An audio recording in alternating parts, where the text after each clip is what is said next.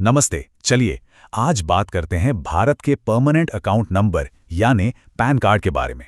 ये सिर्फ एक कार्ड नहीं है, बल्कि हमारी पूरी फाइनेंशियल लाइफ की एक बहुत ही अहम पहचान है। ये कार्ड तो हम सबने देखा है ना? लेकिन क्या कभी सोचा है कि इसके 10 कैरेक्टर्स में कितनी सारी जानकारी छुपी होती है? चलिए आज इन्हीं राज से पर्दा उठाते हैं। तो आज की हमारी बातचीत में हम क्या क्या कवर करने वाले हैं। सबसे पहले समझेंगे कि ये भारत का फाइनेंशियल फिंगरप्रिंट क्यों कहलाता है। फिर पैन कोड को डिकोड करेंगे, जानेंगे कि ये कहाँ कहाँ ज़रूरी है, पैन आधार लिंकिंग का नियम क्या कहता है, और आखिर में इसे बनवाने का प्रोसेस क्या है। तो ठीक है, शुरू करते हैं पहले पॉइंट से। आखिर ये पैन कार्ड है क्या और इसकी इतनी अहमियत क्यों है? देखिए, सबसे सीधी बात तो ये है कि पैन एक यूनिक नंबर है। मतलब हर किसी का पैन अलग होता है। इसे हमारा इनकम टैक्स डिपार्टमेंट जारी करता है और इसका मेन काम है सभी बड़े फाइनेंशियल ट्रांजैक्शंस पर नजर रखना। अब सवाल उठता है कि सरकार ने ये सिस्टम बनाया ही क्यों। इसके दो बड़े कारण हैं। पहला तो ये कि हमारे सारे ट्रांजैक्शंस, चाहे वो बैंक में हो, इन्वेस्टमेंट हो, सब एक ही पहचान से जुड़ जाएं। और दूसरा, इससे टैक्स की चोरी को रोकना बहुत आसान हो जाता है। चलिए अब थोड़ा और डीप डाइव करते हैं। आपको पता है ये पैन नंबर कोई ऐसी रैंडम नंबर नहीं है। इसके हर अक्षर और अंक का एक खास मतलब होता है। तो चलिए इस कोड को तोड़ कर देखते हैं। ये जो 10 कैरेक्टर का नंबर है ना, इसके हर हिस्से का एक मतलब है। देखिए, पहले 3 अक्षर वो बस एक अल्फाबेटिकल सीरीज होते हैं, जैसे AAA, और ऐसे ही आगे। लेकिन चौथा अक्षर ये बहुत काम का है। ये बताता है कि पैन होल्डर कौन है, कोई इंडिविजुअल है, कंपनी है या कोई और। 5वां अक्षर ज्यादातर मामलों में सरनेम का पहला अक्षर होता है।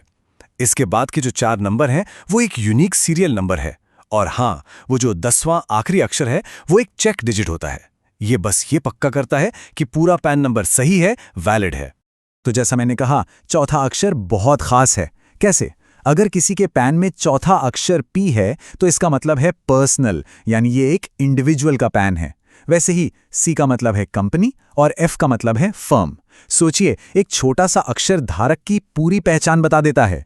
ओके, तो अब जब हम पैन के बारे में इतना जान गए हैं, तो चलिए आगे बढ़ते हैं और देखते हैं कि हमारी डेली लाइफ में इसकी जरूरत पड़ती कहाँ कहाँ है। बैंक खाता खोलना हो या क्रेडिट कार्ड के लिए अप्लाई करना हो या फिर एक दिन में 50,000 रुपए से ज्यादा कैश जमा करना हो, इन सब के लिए पैन मैंडेटरी है। और हाँ, अगर शेयर बाजार में निवेश करना है या डीमैट खाता खोलना है, तब भी पैन की जरूरत होगी। और एक और जरूरी बात, एक फाइनेंशियल ईयर में अगर कुल मिलाकर 20 लाख रुपए से ज्यादा कैश जमा या निकाला जाता है तो भी पैन देना कंपलसरी है। बड़ी खरीदारी की बात करें तो 10 लाख से ज्यादा की प्रॉपर्टी या कोई भी गाड़ी, 2 व्हीलर को छोड़कर खरीदने पर पैन जरूरी है। और हाँ, सबसे जरूरी, इनकम टैक्स रिटर्न फाइल करने और टैक्स रिफंड पाने के लिए तो पैन के बिना काम चल ही नहीं सकता। अब आते हैं एक बहुत ही जरूरी और टाइम सेंसिटिव अपडेट पे। ये हर पैन होल्डर के लिए जानना बेहद जरूरी है। देखिए, नियम अब बहुत साफ हैं। जो पैन कार्ड आधार से लिंक नहीं है, उन्हें इनऑपरेटिव यानी निष्क्रिय मान लिया गया है। इसका सीधा मतलब है कि ऐसे पैन कई जगहों पर इस्तेमाल नहीं किए जा सकते। ये स्लाइड एकदम साफ साफ बताती है कि ऑपरेटिव और इनऑपरेटिव पैन में क्या फर्क है। अगर पैन इनऑपरेटिव हो गया तो ITR फाइल नहीं हो सकता, टैक्स रिफंड अटक जाएगा और TDS भी नॉर्मल रेट से कहीं ज्यादा 20% पर कट सकता है। बैंकिंग में भी दिक्कतें आ सकती हैं। लेकिन अच्छी खबर यह है कि इसे ठीक किया जा सकता है। करना क्या है? इनकम टैक्स के E-फाइलिंग पोर्टल पर जाकर पैन को आधार से लिंक करना है और 1,000 रुपये की पेनल्टी भरनी है। ये करते ही पैन फिर से ऑपरेटिव हो जाएगा। हाँ, कुछ लोगों को इस लिंकिंग से छूट भी दी गई है, जैसे कि नॉन रेजिडेंट इंडियंस यानी NRIs, 80 साल से ज्यादा उम्र के सुपर सीनियर सिटीजन्स और असम, मेघालय और जम्मू कश्मीर के निवासियों को ये लिंकिंग करवाने की जरूरत नहीं है। और अगर किसी के पास पैन है ही नहीं, तो चलिए अब देखते हैं कि 2026 में इसे बनवाने का क्या प्रोसेस है।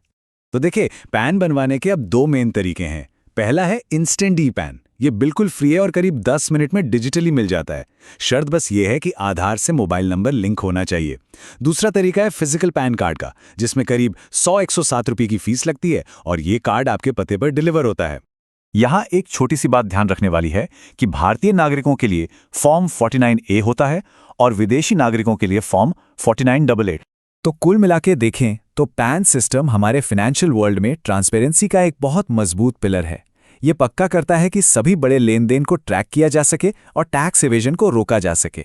हमारी पूरी फाइनेंशियल स्टोरी इसी एक नंबर से जुड़ी हुई है। तो सवाल ये उठता है कि क्या ये कार्ड आने वाले समय की ज़रूरतों के लिए पूरी तरह से तैयार है?